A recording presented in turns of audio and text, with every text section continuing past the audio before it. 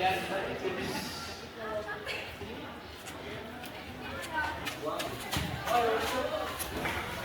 pagi semua. Pagi, Pak. Oke, silakan duduk. Baik, selamat bertemu kembali dalam pelajaran kita pada hari ini tentang magisterium gereja. Nah, tapi sebelum itu saya tanya dulu bagaimana kabarnya hari ini? Baik. Baik. Semangat. Semangat. Dirli, bagaimana Dirli? Semangat Dirli. Iya, semangat. Kalau dulu semangat sudah baik. Masih Semangat, Pak. semangat ya. Semua harus semangat ya supaya kita belajar dengan baik hari ini. Nah, baik, sebelum kita mulai, kita awali dengan doa. Mungkin salah satu orang siapa yang bisa kita pimpin doa? Oke, silakan ya.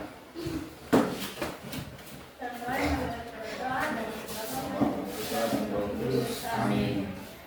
Allah Bapa dan inilah doa kami dengan kehadiran Yesus Kristus yang hidup dan berkuasa kini dan sepanjang masa. Amin.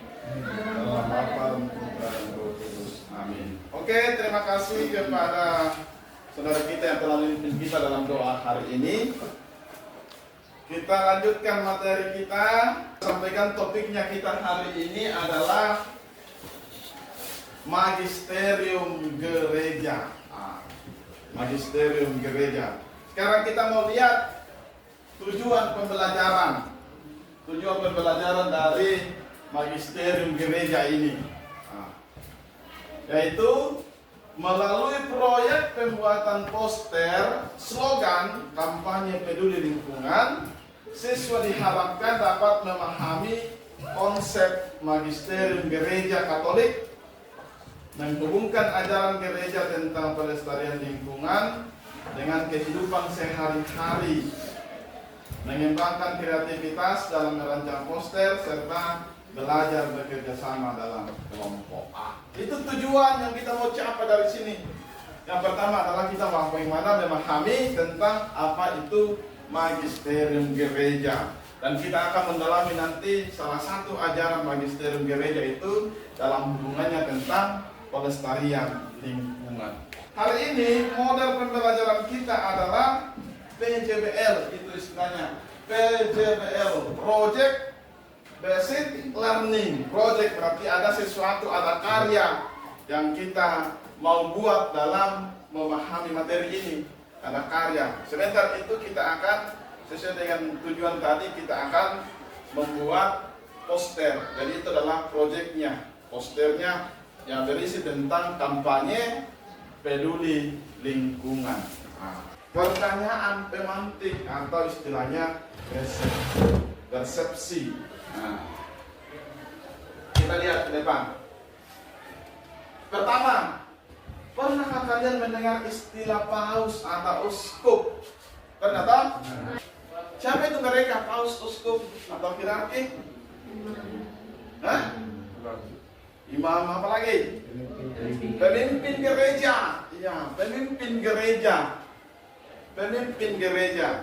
Nah, dalam gereja Katolik kita pahami bahwa ada 3 sumber iman akan Yesus Kristus yang kita sudah pelajari. Yang 2 yaitu kitab suci. Apalagi? Yang minggu lalu? Tradisi. Dan yang sekarang adalah tentang magisterium. 3 ini adalah dikategorikan sebagai sumber iman akan Yesus Kristus, yaitu dari kitab suci, dari tradisi, dan dari magisterium. Yaitu magisterium itu adalah pemimpin gereja yang tertabis. Mereka yang tertabis yang dipilih dalam gereja Katolik, dan kita yakini itu dalam mereka juga adalah pewaris dan menjadi sumber iman.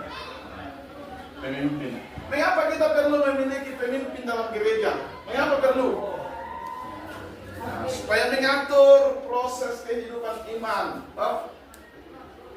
Gereja adalah suatu organisasi. Siapa itu magisterium? Yang sudah tadi itu magisterium adalah pemimpin gereja. Mulai dari paus, uskup, imam. Nah, coba lihat ke depan. Pada bagian ini kita diajak memahami magisterium gereja yang merupakan sumber iman. Ya, selain katakan sumber iman, magisterium juga adalah sumber iman Kristiani dalam gereja Katolik, sumber iman. Ada 3 toh. Tadi apa? Kitab suci, tradisi, magisterium. Nah, sekarang yang ketiga magisterium gereja. Melalui magisterium gereja ini, gereja Katolik menjaga tradisi dan ajarannya secara terus-menerus dari zaman ke zaman.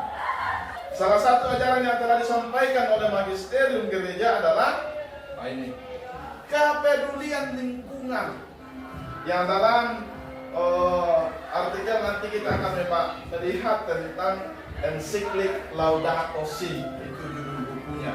Ensiklik Laudato Si, di dalamnya itu berbicara tentang bagaimana kepedulian terhadap lingkungan yang dikeluarkan oleh Paus Fransiskus pada tahun 2015. Itu akan kita geluti bersama pada hari ini. Ajaran magisterium gereja tersebut disampaikan kepada kita semua. Disampaikan kepada kita semua, dan tidak hanya berhenti pada diri kita, tetapi kita juga harus mengkampanyekannya.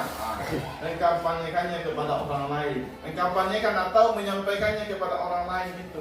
Apa yang kita sudah paham itu kita teruskan kepada orang lain. Bagaimana caranya? Salah satu cara untuk meneruskan ajaran magisterium gereja tersebut adalah salah satunya dengan membuat poster slogan kampanye peduli lingkungan. Itu yang akan kita buat nanti. Kita akan membuat poster yang berisi tentang bagaimana kepedulian perhatian kita terhadap lingkungan sebagai bentuk perwujudan penerusan ajaran magisterium kepada orang lain. Jadi jangan hanya berhenti sampai diri kita, tapi bagaimana kita menyampaikannya kepada orang lain. Jadi itu kita memahami magisterium, kita memahami ajarannya, dan bagaimana ajaran itu bukan hanya berhenti sampai di diri kita, tetapi diteruskan kepada orang lain. Sebelum kita melanjutkan materi kita, supaya kita semangat melanjutkan materi ini, kita menyanyi-nyanyi dulu supaya lebih semangat. Oke, silakan berdiri. Berdiri dulu, kita menyanyi dulu sambil di gerakan itu. Kalian mengerti itu lagunya? Halo, apa kabar kawan? Oke. Silakan cari pasangannya masing-masing baru kita menyanyi. Berhadapan. Kita menyanyi baru sambil digerakan. 1, 2, 3. Halo, apa kabar kawan? Apa kau baik-baik saja? Tepuk tangan serta kaki, putar badan, ayo cari yang lain. Ganti pasangan. Sekarang kita masuk dalam kegiatan inti dalam materi kita hari ini. Yang pertama kita akan mau mengidentifikasi masalah. Identifikasi masalah yang berhubungan dengan soal masalah lingkungan. Masalah lingkungan. Masalah apa kira-kira yang terjadi saat ini tentang lingkungan kita? Pencemaran lingkungan. Pencemaran masih bisa dibagi-bagi lagi, misalnya pembuangan sampah ke sungai. Apalagi? Penggundulan hutan, pembakaran, banyak. Setelah kita melihat berbagai macam masalah yang kita sudah sampaikan tadi, apa tadi? Ada masalah pencemaran lingkungan, masalah sampah, penggundulan hutan, pembuangan sampah ke sungai. Pasti kita semua merasakan dampak dari masalah lingkungan tersebut. Dan lebih khusus masalah sampah di lingkungan sekolah kita. Di sana itu tempat sampah sangat mengganggu pemandangan. Lagi juga, ya kalau sudah lama di situ tidak dibuang, bisa membuat penciuman yang tidak enak karena bau itu. Itu masalah-masalah. Sekarang kita mau melihat tentang bagaimana ajaran gereja tentang lingkungan itu. Yang kita sudah lihat berbagai macam masalah itu. Kita lihat dari sama-sama. Pertama, Gereja mengajarkan bahwa alam semesta adalah karya ciptaan Tuhan yang baik dan indah. Nah, kita sebagai manusia memiliki tanggung jawab untuk merawat dan menjaga alam semesta tersebut. Nah, itu ya. Nah, dalam ensiklik Laudato Si yang akan kita lihat nanti menekankan pentingnya ekologi integral, yaitu hubungan timbal balik antara manusia dengan alam semesta. Dalam ensiklik Laudato Si tersebut melihat kembali hubungan kita dengan alam semesta. Beliau mengingatkan kita bahwa kita adalah bagian dari alam semesta, bukan penguasa mutlak. Kita harus hidup selaras dengan alam dan tidak mengeksploitasi sumber daya alam secara berlebihan. Nah, itu kita lihat nanti itu. Silakan dilihat itu artikel, dibaca-baca artikelnya tentang ensiklik Laudato Si. Nah, setelah kita melihat ajaran gereja tentang lingkungan, kita juga akan melihat kitab suci bagaimana membahas tentang lingkungan itu. Silakan dibuka kitab sucinya. Kejadian 1. Kejadian 1 ayat 29 sampai 31. Kejadian 1 ayat 29 sampai 31.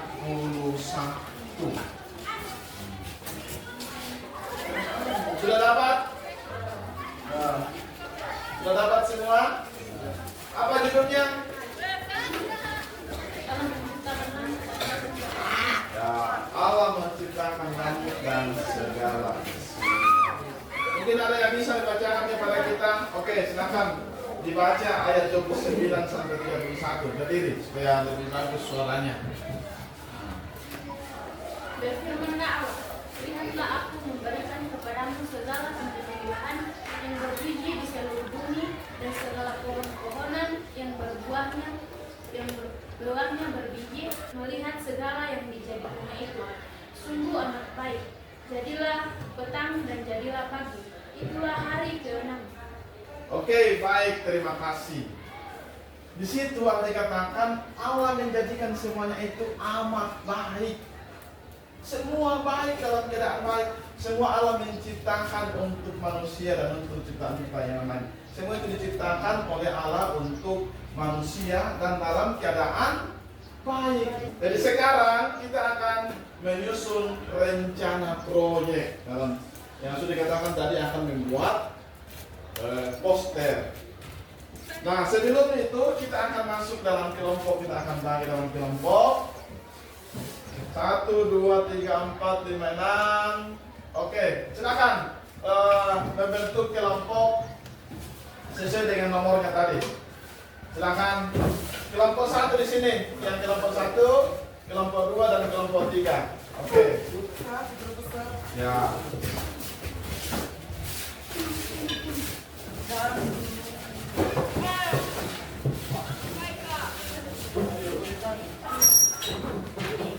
Silakan masuk dalam kelompoknya.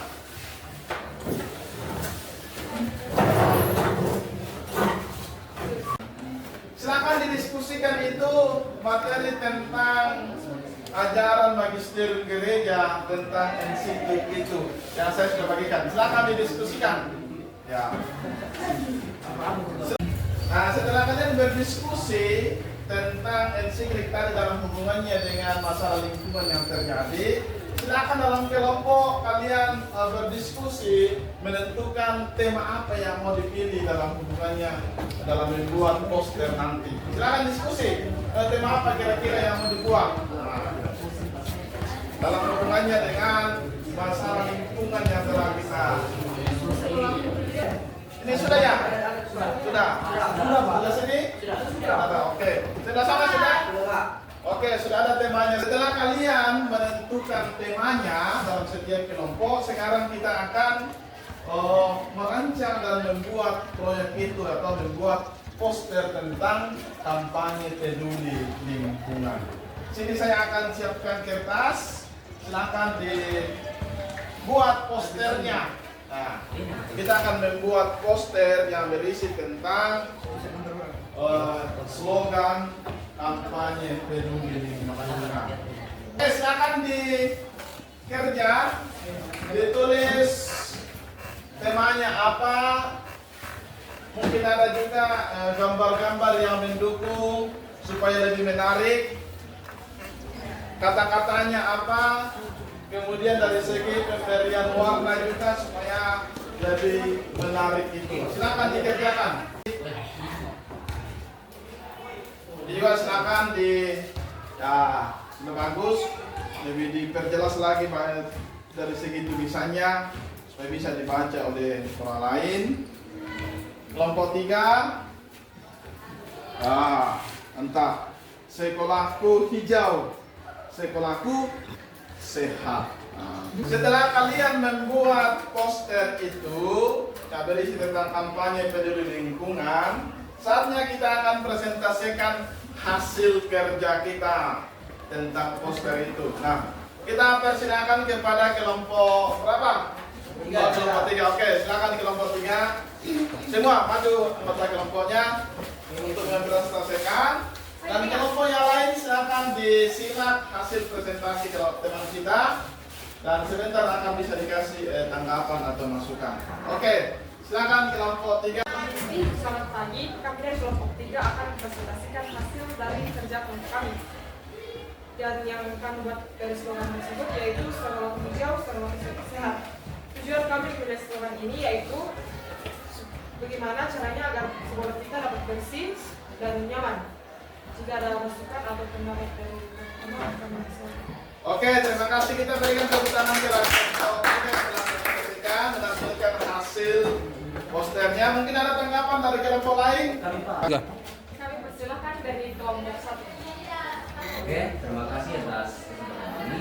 Saya akan memberikan pertanyaan, apa yang kita perbuat sebagai siswa-siswi agar sekolah kita dikategorikan sebagai sekolah hijau? Terima kasih.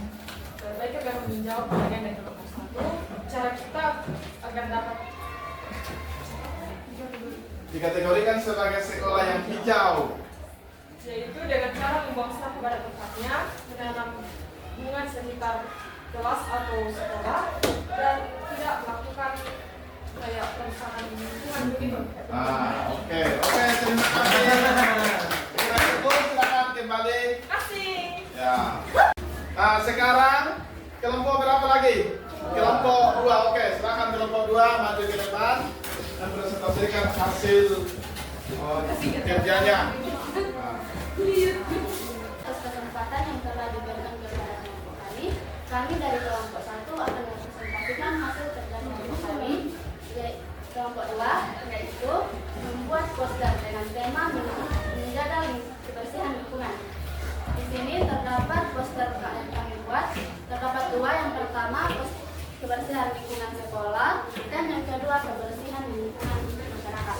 Sekian presentasi dari kelompok kami. Jika ada yang ingin memberikan masukan atau pertanyaan, kami persilakan. Silahkan dari kelompok 3 jika ada pertanyaan.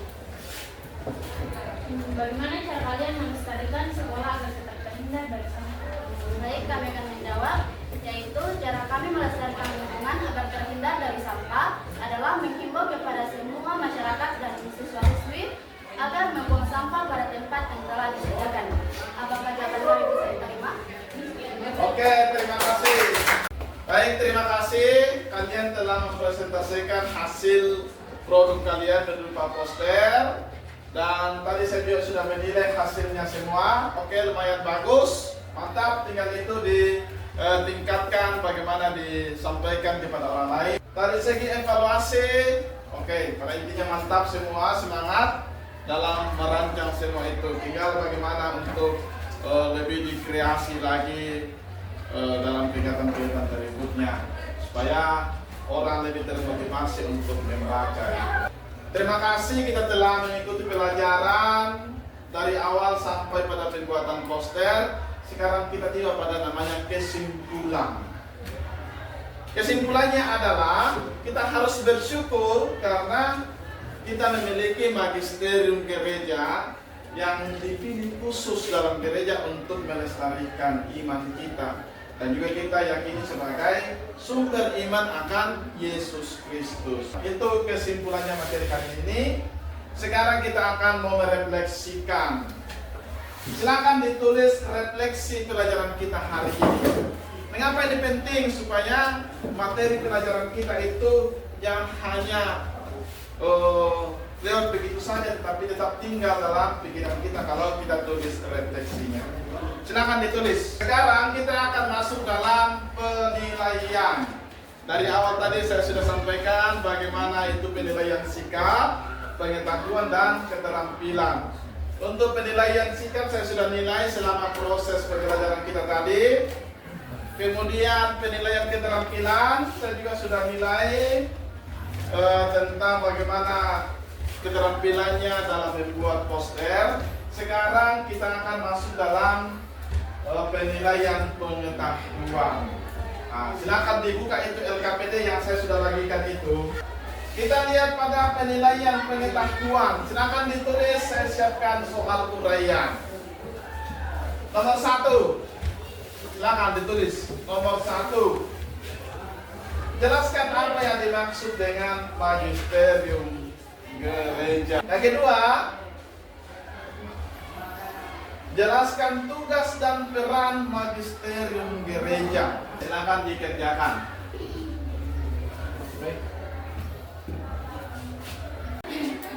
Baik, terima kasih kepada kita semua. Kalian sudah boleh mengikuti pelajaran dengan baik hari ini. Semoga apa yang kita pelajari dapat kalian pahami dan kita pahami bersama dan dapat kita praktekkan dalam kehidupan kita. Lebih khusus tadi soal bagaimana kepedulian terhadap lingkungan. Nah, untuk menutup pertemuan kita hari ini, siapa yang bisa pimpin doa? Saya, Pak. Oke, silakan. Ya. Semua berdiri. Baik teman-teman, mari kita satu dalam doa.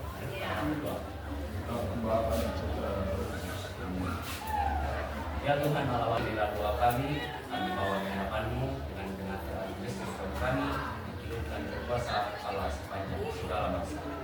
Amin.